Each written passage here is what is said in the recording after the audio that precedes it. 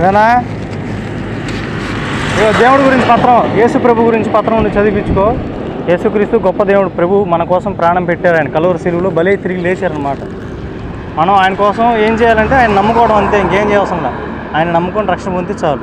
ఎవరి మీది? పొలపల్లి డియా, ఈ ఊరా?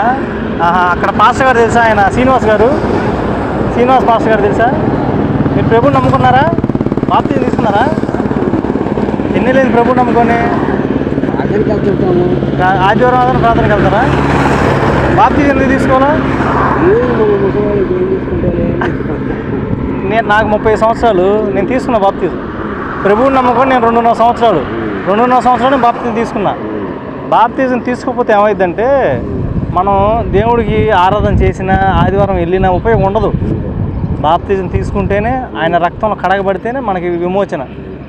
మనకి ఇంకో 50-70 సంవత్సరాలు ఉన్నా కూడా పట్టించుకోడు దేవుడు. నువ్వు రోజు వస్తున్నావు చర్చికి, ఆదివారం వస్తున్నావు, బాప్తిజం తీసుకున్నావు అని అడుగుతాడు. ఇప్పుడు రేపు పరలోకం వెళ్ళాలని కూడా గేటు దగ్గర దూతలు ఆపుతారు, బాప్తిజం తీసుకున్నాను అంటాడు. తీసుకోలేదయ్యా, చర్చికి మాత్రం వెళ్తున్నా అన్నా అనుకో, బయటకు పో అంటారు. ఖచ్చితంగా బాప్తిజం తీసుకోపోతానా? సరేనా?